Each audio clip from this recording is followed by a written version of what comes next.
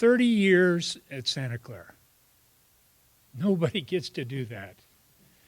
The average life expectancy of a college Division I men's basketball coach is 4 years. I was here for 30.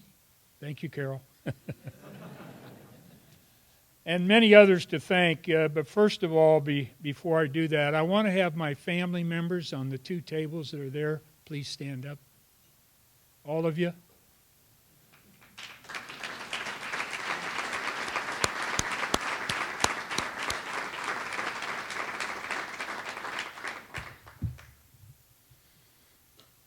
If I tried to thank everybody that I would want to thank at this stage, it would be real hard to do.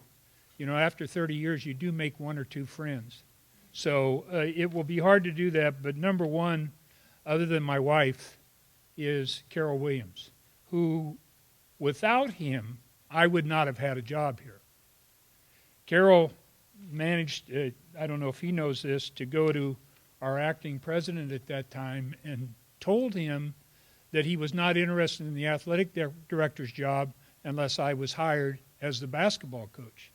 And so I probably have some thank yous to give to Carol, along with his wife Susan, who was a mainstay and gave illegal cookies.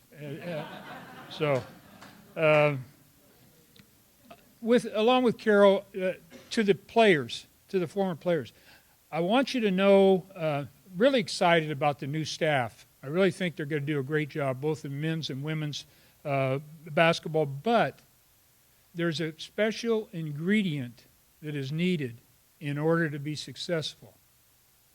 Good players. I had good players, very good players. Drew, how you doing? Yeah. I could tell you a story about Drew in Indiana too, but I won't go into that now. And it's really imperative. You all know, those of you who are connected to the Santa Clara program, the type of players that we had, the energy level that they displayed. They were just passionate about what they were doing. They didn't all really like me that much, but they were passionate about what they were doing. And so, consequently, we had a chance to have a little success. I was kind of surprised that Leslie didn't mention to you that when she was up here that we had the two most famous days in Santa Clara history, at least as far as we're concerned. Back to back. They won against North Carolina, and then somehow we managed to escape North Carolina up at the Oakland Coliseum the next day, I think it was, wasn't it? Or maybe it was the same day. I'm not sure. Coach, wait a minute. You beat the Tar Heels, and that inspired us. Oh, that's right.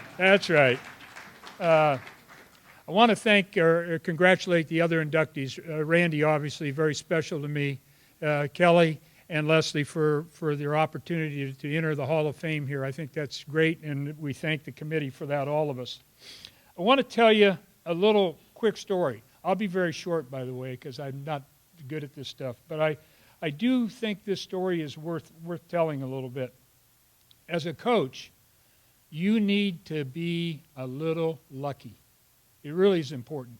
Golf's that way. A lot of sports are that way.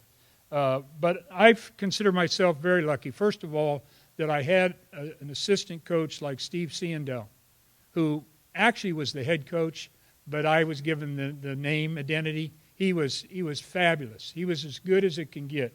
Going to see him tomorrow night and really looking forward to seeing him. But we were playing Arizona.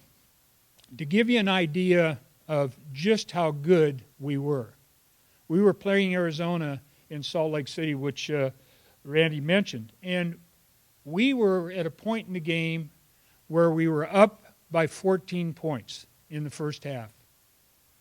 And things are going pretty well, and we're kind of excited.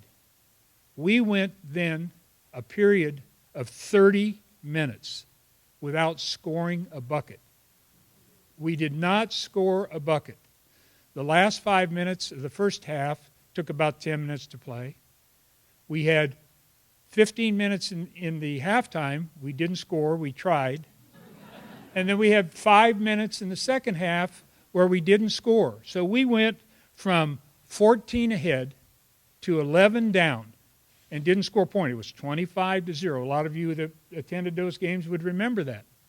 And then it came to me. It took me a long time, but I figured it out. I called a timeout. You've seen coaches do that. And I brought the team to the bench, and they sat there. And they sat there for 2 minutes and 15 seconds, because that's how long timeouts were in the NCAA games at that time. I looked at every one of them. They looked at me. You'll remember this. I looked at every one of them. They looked at me.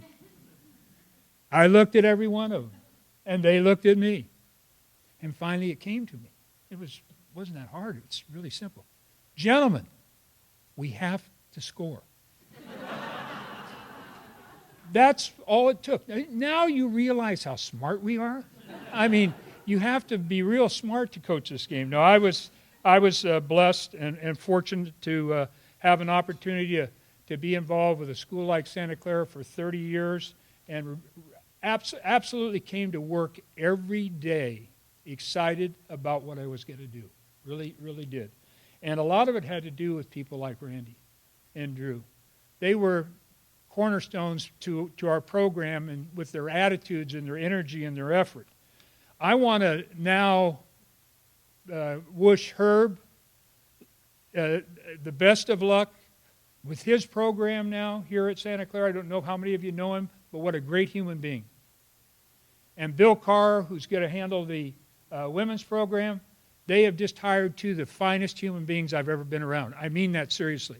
Not only that, they can both coach, which really helps. You saw what I did, so you understand that. I also want to wish the Warriors, the Sharks, the Giants, and the Broncos the best in the future. Thank you very much. I was offered exactly 0 Division I scholarships.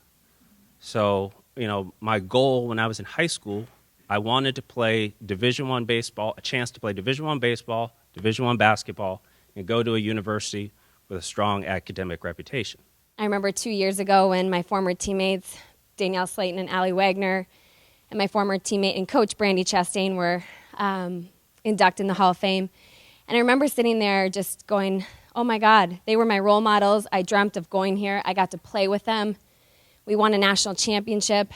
And 2 years later, this is happening to me. And now they're here supporting me. So it's crazy how life works, but I can't tell you how exciting this is. This is honestly a dream come true.